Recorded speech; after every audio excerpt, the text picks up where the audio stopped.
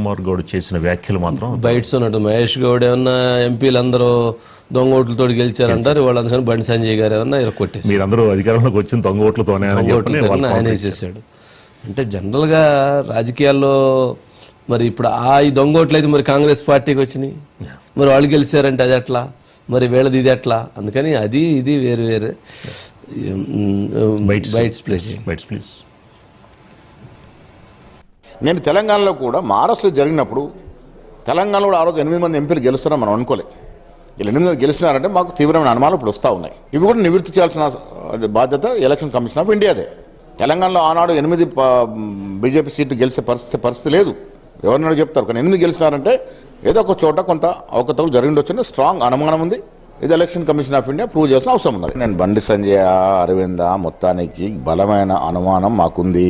ఈ 8 మంది ఎంపీల్లో కొన్ని చోట్ల ఈ అవకతలు జరిగి ఉండొచ్చు కదా, ఈ అనుమానం మాకు బలంగా ఉంది కాబట్టే నేను ఆరోపణ చేశాను. ఇప్పుడు ఆరోపణ కట్టుబడి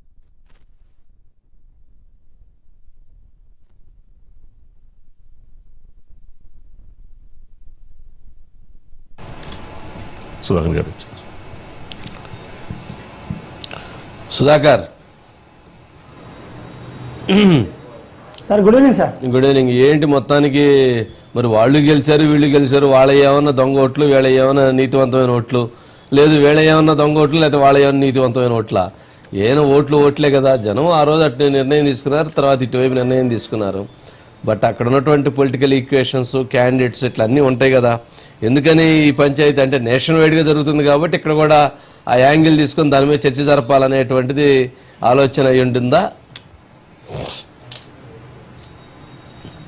ఇది కరెక్ట్ సార్. ఎందుకంటే పాదయాత్ర చేస్తున్నాడు, ఆ పాదయాత్రలో పక్కన ఏఐసిసి ఇన్ఛార్జ్ మీనాక్షి నటరాజన్ ఉన్నది కాబట్టి భారతీయ జనతా పార్టీని విమర్శించాలి. భారతీయ జనతా పార్టీని విమర్శించాలంటే పిసిసి అధ్యక్షునిగా ఉన్నాను కాబట్టి కరీంనగర్ జిల్లాలో పాదయాత్ర జరుగుతుంది. అక్కడున్న పార్లమెంట్ సభ్యుడు కేంద్ర మంత్రి బండి సంజయ్ని విమర్శించాలి కాబట్టి విమర్శించినట్టుగానే ఈ విమర్శను చూడాల్సి ఉంటుంది. పిసిసి అధ్యక్షునిగా ఉన్న వ్యక్తి ఏదైనా ఒక విమర్శ ఆరోపణ చేసినప్పుడు దానికి సాంకేతికపరమైన ఆధారాలు ఉండాలి, దానికి ఒక ప్రామాణికత ఉండాలి. కానీ ఏది లేకుండా బండి సంజయ్ దొంగ ఓట్లతో గెలిచాడు, ఆయన పూర్తి హిందుత్వవాది అంటే నేను హిందుత్వవాదిని అని బండి సంజయ్ చెప్పుకుంటున్నాడు. హిందుత్వవాది లేకుండా ఆయన దేవుళ్ళ పేరు చెప్పి ఓట్లాడుతున్నాడు అంటే నేను పూర్తిగా హిందుత్వవాదిని, నాకు హిందువుల ఓట్లతోనే గెలిచానని బండి సంజయ్ బల్లగుద్ది మరి చెప్తున్నాడు. కాబట్టి మహేష్ కుమార్ గౌడ్ చేసిన ఆరోపణలు రాజకీయ వర్గాల్లో కొంత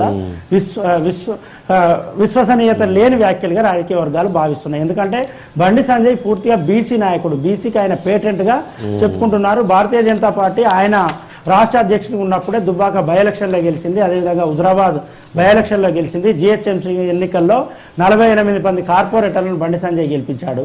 ఇప్పుడు బీజేపీ గెలిచినప్పుడు ఎక్కడా కూడా కాంగ్రెస్ పార్టీకి డిపాజిట్ రాలేదు. జిహెచ్ఎంసీలో కేవలం 2 కార్పొరేటర్లను గెలిచింది. కాబట్టి ఓటు చోరీ మరి ఇప్పుడు జరిగింది కావచ్చు, అప్పుడు ఎక్కడ మీరు గెలవలేదు, డిపాజిట్ రాలేదు.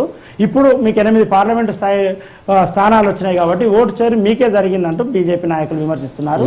రాజకీయ వర్గాల్లో ఈ చర్చ జరుగుతుంది. గెలిచిన స్థానాలు కూడా మనం చూడవచ్చు సార్. పార్లమెంటు ఎన్నికల్లో 8 కాంగ్రెస్ గెలుచుకుంటే 8 బీజేపీ గెలుచుకుంది. కాంగ్రెస్ గెలుచుకున్నది కూడా పూర్తిగా కాంగ్రెస్ పార్టీకి పట్టున్న స్థానాలు. ఉమ్మడి నల్గొండ, ఉమ్మడి వరంగల్, ఉమ్మడి ఖమ్మం ఈ ప్రాంతాల్లో కాంగ్రెస్ పార్టీ గెలుచుకుంటే భారతీయ జనతా పార్టీకి సంబంధించి కిషన్ రెడ్డి, ఈటల రాజేందర్, బండి సంజయ్, రఘునందన్ రావు, అరవింద్ ఇలాంటి వాళ్ళు కాబట్టి మహేష్ కుమార్ గౌడ్ చేసిన వ్యాఖ్యలు అయితే కొంత కాంగ్రెస్ పార్టీకే ఇబ్బందికరంగా ఉంటాయి, కానీ బండి సంజయ్కి ఇబ్బందులు ఈ వ్యాఖ్యలతో వచ్చేదేం లేదని ఒక చర్చ రాజకీయ వర్గాల్లో జరుగుతుంది. రైట్.